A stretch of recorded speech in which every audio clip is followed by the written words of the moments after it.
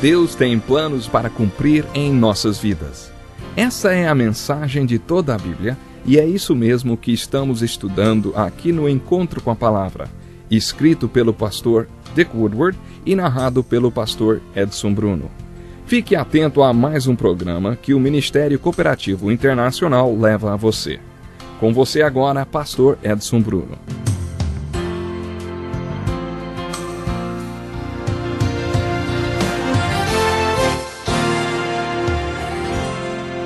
Que alegria, que felicidade, mais uma vez poder estar chegando até você com o programa Encontro com a Palavra. Esse é um estudo de toda a Bíblia e já estamos em nossa segunda aula do livro de Eclesiastes.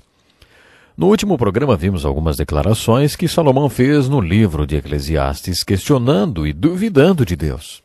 Ao mesmo tempo, vimos que ele duvida de Deus e também faz profundas e inspiradas declarações, joias e sabedoria, como são seus provérbios. Hoje, vamos analisar outras passagens preciosas do livro de Eclesiastes. No capítulo 3 encontramos um bonito texto que diz que Deus tem um tempo para tudo. Nos versículos de 1 a 8, Salomão está dizendo que as coisas ou são ou são uma coisa ou outra. Esse lindo texto nos diz que Deus tem um tempo para tudo e assemelha-se a uma frase do Salmo 1. Dá fruto no tempo certo. No tempo certo, na obra de Deus, na vida de uma pessoa e no tempo de Deus. Existe uma frase popular muito usada, ou é ou não é. E às vezes a resposta a essa pergunta é, nem uma coisa nem outra. Haverá um tempo que será e outro que não será. A seguir, nos versículos 10 e 11, ele diz que Deus pôs no coração do homem o anseio pela eternidade. Esse é um bonito pensamento e é por isso que homens como Jó perguntaram, quando um homem morre, acaso tornará a viver? Salomão é até um pouco cínico quando escreve, havia um homem totalmente solitário, não tinha filho nem irmão, trabalhava sem parar, contudo, os seus olhos não se satisfaziam com a sua riqueza. Ele sequer perguntava, para quem estou trabalhando tanto e por que razão deixo de me divertir? Isso também é um absurdo. É um trabalho por demais ingrato. Salomão está fazendo aí uma observação muito interessante.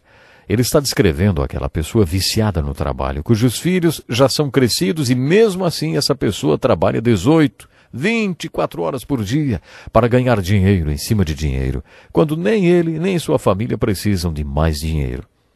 Se você perguntar a uma dessas pessoas por que ela trabalha tanto, ela dirá que é para sustentar a família. Mas lá no fundo ela sabe que outras forças a levam a esse vício em trabalho. A explicação do viciado geralmente não tem fundamento. Em Gênesis 3, quando Deus perguntou ao homem, onde está você? O homem respondeu, escondi-me. Quando estudamos Gênesis, eu disse que a resposta do homem mostra como ele era e como ele é hoje. Os seres humanos se escondem de muitas maneiras. Comem muito, dormem demais, divertem-se e trabalham muito. Trabalhar demais pode ser uma forma de se esconder de Deus. Creio que é disso que Salomão está falando nesse texto. No capítulo 4, Salomão também traz uma bonita visão do casamento. É melhor ter companhia do que estar sozinho, porque maior é a recompensa do trabalho de duas pessoas. Se um cair, o amigo pode ajudá-lo a levantar-se, mas pobre do homem que cai, e não tem quem o ajude a levantar-se. E se dois dormirem juntos, vão manter-se aquecidos. Como, porém, manter-se aquecido sozinho? Um homem sozinho pode ser vencido, mas dois conseguem defender-se. Um cordão de 3 dobras não se rompem com facilidade. É claro que Salomão está pensando no casamento. Quando Deus planejou o casamento, pretendia que os seres humanos tivessem mais do que uma relação de acasalamento. Quando 2 animais se relacionam e procriam, eles não se tornam uma só mente e espírito. Mas quando Deus planejou o relacionamento entre o homem e mulher, ele quis que os dois se tornassem um só espírito. O espírito é uma das dobras desse cordão. Deus também planejou que o homem e a mulher tenham uma só mente e que se comuniquem e sejam emocional e intelectualmente ligados. A terceira dobra desse cordão é a união física, como expressão desses laços mais profundos da mente e do espírito.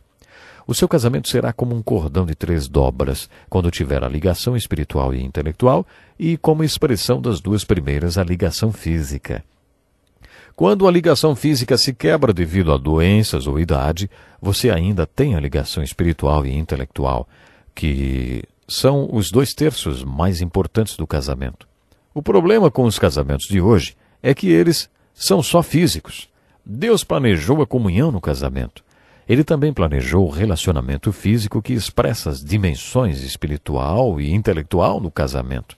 Os conselheiros matrimoniais dizem que a dimensão física do casamento corresponde a apenas 10% do relacionamento. Mas quando há problemas na área física, o sexo pode significar 90% do problema.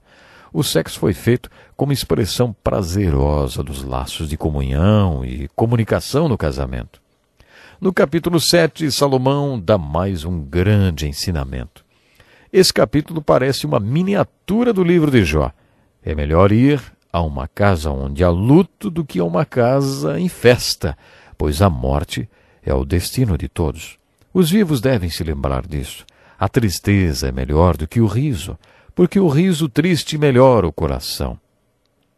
O coração do sábio está na casa onde há luto, mas o do tolo na casa da alegria. Quando os dias forem bons, aproveite-os bem, mas quando forem ruins, considere, Deus fez tanto um quanto o outro. Nesse trecho, Salomão está nos dizendo uma coisa que todo pastor já sabe. Tem uma ocasião em que o pastor tem a atenção de todo mundo e todos ouvem atentamente o que ele fala. É num velório. No velório, todos ouvem o pastor e o sistema de valores da congregação está em sintonia com o sistema de valores de Deus. Em um velório, as pessoas pensam sobre a eternidade. Elas pensam na inevitável eternidade e percebem que essa dimensão é a mais importante da vida. Todos sabem que um dia a morte chegará, e não há dúvidas de que todos nós morremos. Pensamos nessas coisas quando vamos a um velório. Deus quer que o nosso sistema de valores esteja alinhado com o dele. E foi por isso que ele disse através de Salomão que é melhor ir a uma casa onde há luto do que a uma casa em festa. O homem sábio, portanto, pensa mais na morte. Isso não quer dizer que ele seja mórbido, nem que queira morrer. Em um velório, o homem sábio fica mais consciente de sua mortalidade e é forçado a aceitar a realidade de que não vai viver para sempre. E assim, sabiamente, prepara-se para a eternidade. Temos mais um bom conselho nesse capítulo. Diz assim: não diga porque os dias do passado foram melhores do que os de hoje. Bom, parece que todos nós estamos sujeitos a esse tipo de nostalgia, não é? Temos a tendência de nos lembrarmos apenas dos bons momentos como se fossem melhores do que realmente foram. Não nos lembramos dos pontos negativos. O apóstolo Paulo nos diz no capítulo 3 de sua carta aos Filipenses que há momentos em que torna-se importante aplicar esse princípio. Esquecendo-me das coisas que ficaram para trás. Há momentos em nossas vidas que temos que esquecer o que ficou para trás. Salomão também diz: não seja excessivamente justo nem demasiadamente sábio. Esse não é exatamente o tipo de conselho que esperamos ouvir de um líder espiritual. Salomão está nos alertando quanto ao perigo de nos tornarmos fariseus. Se você chegar ao ponto de se achar muito correto, provavelmente subestimará os outros. Se você passar para os seus filhos uma imagem de perfeição, se tornará um exemplo irreal e inatingível para eles. Por isso, não assuma a posição de muito correto, porque, segundo Salomão, não há um só justo na terra, ninguém que pratique o bem e nunca peque. Tire a máscara, não seja hipócrita. No capítulo 11 encontramos esse conselho. Atire seu pão sobre as águas e depois de muitos dias você tornará a encontrá-lo. Quem fica observando o vento não plantará, e quem fica olhando para as nuvens não colherá. Assim como você não conhece o caminho do vento, nem como o corpo é formado no ventre de uma mulher, também não pode compreender as obras de Deus e o Criador de todas as coisas. Plante de manhã sua semente, e mesmo ao entardecer não deixe as suas mãos ficarem à toa, pois você não sabe o que acontecerá, se esta ou aquela produzirá, ou se as duas serão igualmente boas. Esse é um lindo ensinamento que se aplica principalmente aos jovens e que deve ser lembrado por aqueles que têm ministérios com os jovens. Se você é um professor da escola dominical ou trabalha com jovens, ou se tem adolescentes em casa, preste atenção neste princípio. Quando trabalhamos com os jovens, os frutos vêm mais tarde. A adolescência é uma fase muito difícil para os jovens e para aqueles que trabalham com eles. Se você os está ajudando, eles dão a impressão de que passariam sem sua ajuda. Parece uma conspiração.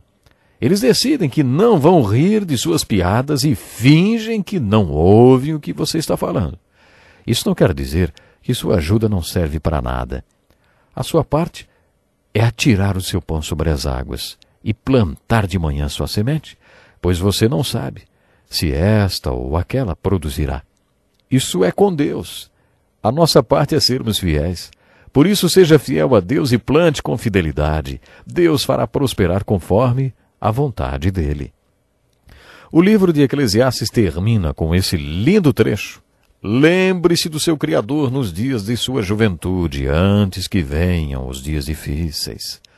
Essa é a mensagem básica do sermão de Salomão aos jovens de Israel.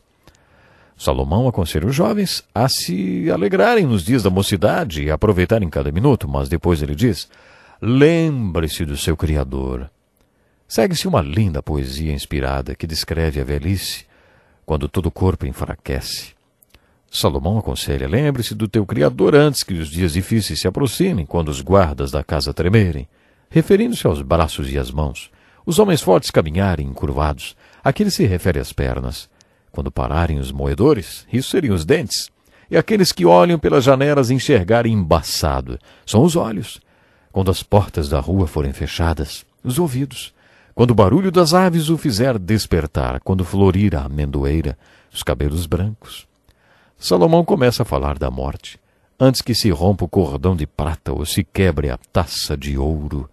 Salomão estava aproximando-se da morte e já era velho quando fez essa pregação. E ele diz, antes que se rompa o cordão de prata ou se quebre a taça de ouro, antes que o cântaro se despedace junto à fonte, a roda quebre junto ao poço, o pó volte à terra de onde veio e o espírito volte a Deus que o deu. Esse é o final do sermão. E é muito emocionante.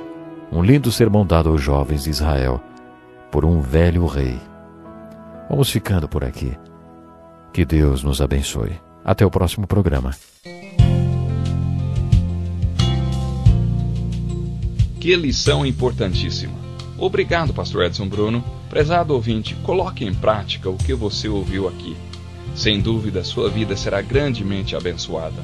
Este é um estudo escrito pelo Dr. Dick Woodward, na voz do pastor Edson Bruno. Escreva-nos e solicite o material. Nosso endereço é Encontro com a Palavra, Caixa Postal 2011, CEP 89201-970, Joinville, Santa Catarina. Até o nosso próximo Encontro com a Palavra.